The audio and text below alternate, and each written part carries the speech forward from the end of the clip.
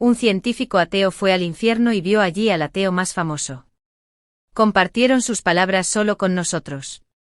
Ahora les leeré su relato. Mi nombre es Harold Montgomery. Tengo 78 años, soy un exacadémico. La gente dice que soy inteligente, pero creo que es solo una forma educada de llamarme terco. En mi pequeño y lúgubre pueblo inglés, me sentaba y argumentaba que Dios no era más que un producto de la imaginación. La fe no era más que una tontería. Pero la vida tiene una manera de gastarte las bromas más inesperadas. Un día, mientras caminaba lentamente por la carretera del pueblo, el corazón me golpeó el pecho como un martillo. Fue entonces cuando me di cuenta de que la muerte es una mano fría y cruel.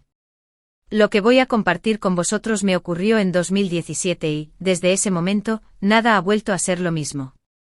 La casa en la que crecí era tan fría y severa como una iglesia, pero en lugar de luz sagrada, estaba llena de la áspera voz de mi padre. Mi padre era el pastor del pueblo, una persona estricta y despiadada, tan alejada del cielo como se podía estar. Los domingos por la mañana, cuando daba sermones, nunca vi amor en sus ojos, solo una obsesión por la justicia castigadora de los cielos. Por aquel entonces, el único refugio que tenía eran los libros de ciencia. Newton y Darwin me parecían padres más fiables que Dios. Cuando fui a la universidad, mi incredulidad se había afilado hasta convertirse en un arma. En la bruma humeante de interminables debates filosóficos, blandí mi ateísmo como una espada. Me reía de los que hablaban del alma e insistía en que el universo no era más que una danza caótica. La humanidad, afirmaba, era dueña de su propia existencia, un mero fragmento consciente de un cosmos indiferente. Pero en algún lugar de mi interior había una inquietud silenciosa, una sensación persistente que clavaba sus garras silenciosamente en mi corazón. Creía que lo sabía todo, pero nunca tuve la sensación de entenderlo del todo. Y esa inquietud aguardaba pacientemente, lista para apoderarse de mi garganta en el momento de la muerte. El 7 de junio de 2017, mientras salía a dar mi paseo habitual, llegó ese momento.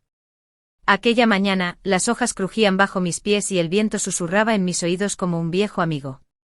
Como había hecho durante años, deambulaba entre los árboles, con la mente ya puesta en el próximo libro que pensaba leer. Pero entonces sucedió, un dolor me atravesó el pecho como una cuchilla. Intenté respirar hondo, pero mis pulmones se negaron a obedecerme. Mis pies tropezaron, mis rodillas tocaron el suelo y mi mundo se sumió en una oscuridad silenciosa y despiadada. Esa oscuridad no era solo un vacío, estaba viva, sentía, respiraba. A medida que me adentraba en aquel abismo, sentía como si mi caída no fuera a terminar nunca. Mis oídos se llenaron de gritos ahogados que emanaban de profundidades insondables, gritos, ecos de una agonía sin fin. Aquellas voces transmitían una ira que acongojaba el alma, pero también había en ellas una desesperación que desafiaba la imaginación. Intenté recuperar el aliento, pero el aire estaba cargado de un olor a azufre quemado. Mis pulmones retrocedieron ante el hedor putrefacto. Bajo mis pies el suelo no era piedra, ni siquiera tierra, eran carbones ardientes y ríos fracturados de lava infernal. La tierra misma parecía gritar de agonía, y yo sentía ese tormento en cada célula de mi cuerpo. Miré hacia arriba, pero no había cielo sobre mí. En su lugar, había un manto pesado y oscuro como una niebla que presionaba hacia abajo, sofocando cualquier atisbo de esperanza. La niebla era espesa y, dentro de ella, las siluetas de las sombras se movían a través de la niebla, borrosas pero retorciéndose de dolor. Algunas eran arrastradas hacia las profundidades, cayendo al borde de un pozo lleno de agonía, mientras otras se agitaban como fantasmas torturados. Allí, en aquella oscuridad sin fondo, todo lo que conocía me resultaba completamente extraño. Las leyes universales en las que antes confiaba, la lógica que consideraba sagrada, todo se desmoronaba ante el horror de aquel lugar. Estaba en el infierno y no era un simple mar de llamas, era la oscuridad encarnada, un reino donde resonaban gritos de tormento y las pesadillas tomaban forma en el fuego. Las llamas brotaban de profundas fisuras en el suelo, resonando con los gritos de un destino del que no había escapatoria. Por todas partes las almas se retorcían y ardían, su carne se retorcía entre las llamas y los gritos de sus huesos se elevaban hacia un cielo que no existía. Solo existía aquella niebla espesa, eterna e inflexible del infierno. Un poco más adelante mis ojos captaron un destello inquietante. Al principio pensé que era una ilusión, pero no, un trono ardiendo, derritiéndose, rodeado de humo. Sentado en ese trono estaba una de las mentes más grandes que el mundo ha conocido, Albert Einstein. Su famoso pelo salvaje y rebelde estaba chamuscado, y su rostro mostraba el peso de siglos de dolor. Se apretaba el pecho como si le agobiara un profundo dolor.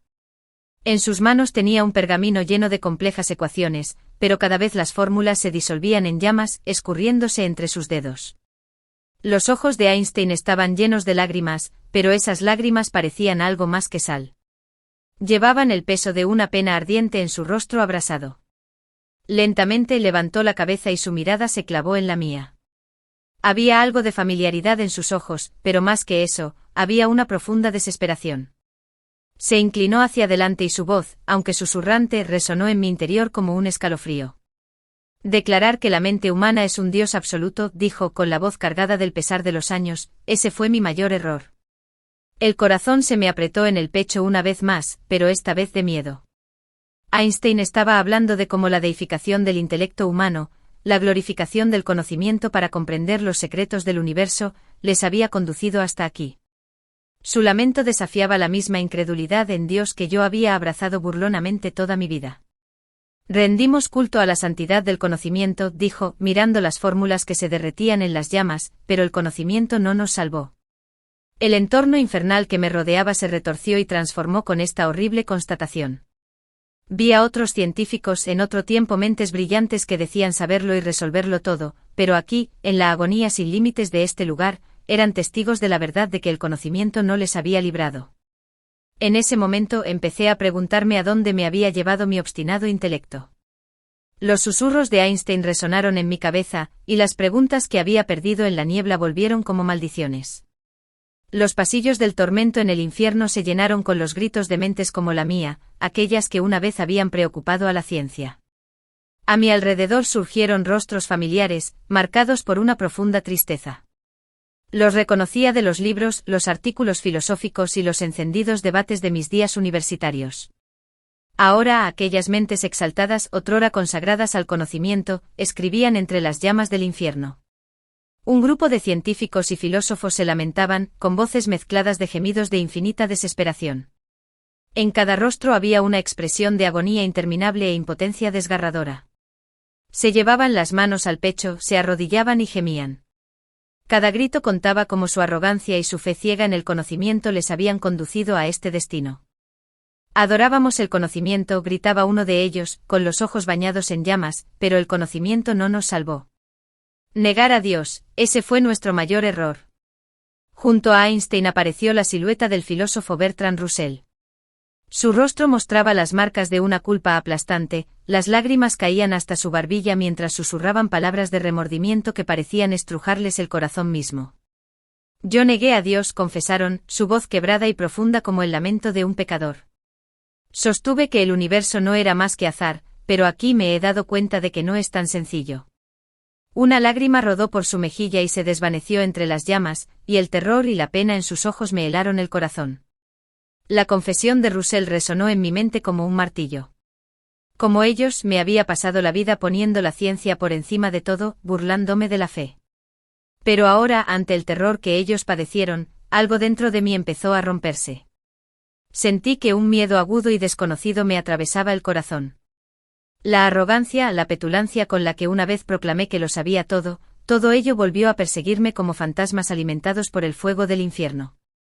Cada comentario cínico, cada creencia que había defendido con orgullo, ahora se agitaban en mi interior como convocados por las llamas. En aquel lugar, donde mi alma quedaba al descubierto, comprendí por fin lo que se ocultaba bajo mi burla y mi pretendida omnisciencia, el miedo. Miedo a lo desconocido, a las cosas que no podía controlar. Pensé que todo había terminado, y me senté allí con ganas de llorar, pero no salían lágrimas. De repente una ráfaga de aire frío llenó mis pulmones, llamándome de nuevo a la vida. Al abrir los ojos, las luces rojas y azules de las sirenas bailaban sobre mí. Estaba dentro de una ambulancia y un paramédico me secaba el sudor de la cara. Harold, quédate con nosotros, me gritaron. El corazón aún me latía dolorosamente en el pecho, pero estaba vivo. Había sobrevivido, pero ¿a qué precio? Cerré los ojos y volví a abrirlos. Los ecos del infierno seguían resonando en mi mente, las llamas, los gritos, los susurros lastimeros de Einstein, todo parecía tan real. Un vacío indescriptible se había abierto en mi interior. La incredulidad de la que antes presumía, esa fortaleza que había construido, se había convertido en polvo en un instante. Mi fe ciega en la ciencia, la arrogante facilidad con la que creía entenderlo todo, se había convertido en un inmenso interrogante y si estaba equivocado. Cuando volví a casa, miré los libros que cubrían mis paredes, Newton, Darwin, Hawking. Antaño, todos ellos habían significado el mundo para mí, pero ahora, por mucho conocimiento que parecieran albergar esas páginas, no tenían las respuestas a algunas preguntas. De repente me di cuenta de que durante todos los años que me había aferrado a la ciencia, siempre había faltado algo en lo más profundo de mi alma. Esta nueva lucha interior me sacudió hasta lo más profundo. ¿Podían los misterios del universo seguir siendo resueltos por la ciencia, o había llegado el momento de buscar un sentido espiritual? Y sin embargo, este no era el final. Exactamente un año después, en 2018, sucedió algo más. Estaba de viaje en Turquía, explorando el bosque de Belgrad, y mientras me adentraba en el bosque, me fijé en un banco con una persona sentada en él. Me acerqué y cuando me hicieron un gesto para que me sentara, mis piernas se movieron casi por sí solas. Bajé mi cuerpo cansado al banco de madera, pero mi mente seguía luchando con sus preguntas. La persona tenía una calma inusual en el rostro como si poseyera los secretos de la vida misma, y sonreía como un sabio. Por un lado, mi mente, aferrada aún a su vieja lógica, cuestionaba su presencia. Por otro, el nuevo vacío que había en mí ansiaba hablar con ellos. No os conozco, pero qué extraño es sentir como si os conociera, dije mientras las palabras salían de mi boca. No entendía por qué me sentía así. Me miraron a los ojos y asintieron suavemente. Harold, dijeron sabiendo mi nombre, lo que me puso instantáneamente en alerta. El secreto del universo se encuentra tanto más allá de la ciencia como dentro de ella. La humanidad recorre dos caminos en su búsqueda de sentido, uno de conocimiento y otro de fe, pero equilibrar ambos es lo más difícil. Sus palabras calaron hondo en mí. Llevaba años buscando algo más allá de todo lo que conocía, pero no tenía ni idea de qué era ese algo. Entonces, todo era mentira, la ciencia, la incredulidad que defendí durante tanto tiempo. Pregunté con una frágil esperanza en la voz. Tom sonrió como si comprendiera la confusión que sentía. No, dijo, pero faltaba una pieza. La búsqueda humana de sentido es un viaje sin fin. En el camino a veces necesitas conocimiento, a veces fe, y a veces ambas cosas. En ese momento algo se agitó en mi interior. Tal vez esta persona, este peculiar sabio Tom, estaba aquí para ayudarme a trascender todo lo que creía y temía. Por primera vez sentí un atisbo de esperanza de que tal vez, solo tal vez, fuera posible equilibrar mis viejas creencias con nuevas comprensiones. Después de aquella profunda conversación con Tom, empecé a sentir como un cambio echaba raíces en mí. Cuando volví a casa, un hombre que había perseguido duras verdades durante toda su vida estaba ante las estanterías de mi biblioteca. Eché un vistazo a los libros, gruesos volúmenes repletos de teorías científicas, fórmulas y documentos que desentrañaban los misterios de los átomos, pero ahora cada uno parecía ser solo un fragmento de una verdad mayor. Mis dedos buscaron un antiguo texto sagrado, un libro por el que nunca me había interesado, a menudo despreciándolo o incluso burlándome de él. Pero ahora mi mente estaba más abierta, mi corazón más dispuesto. Esta creencia ofrecía un tejido de paz y sentido sobre la desgarradora experiencia que había vivido. Donde antes defendía mis opiniones con arrogancia y desprecio, ahora abordaba esos mismos temas con humildad.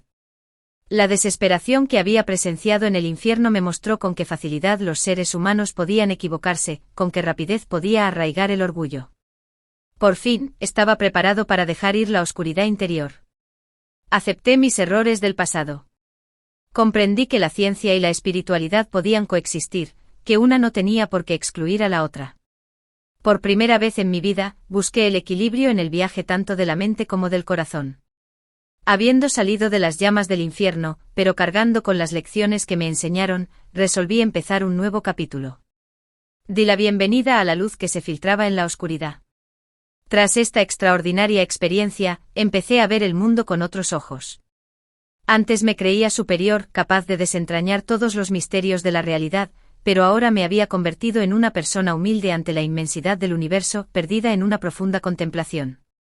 Donde antes mi mente era cautiva del orgullo, ahora me daba cuenta de lo poco que realmente sabía, de lo mucho de la existencia que apenas podía comprender.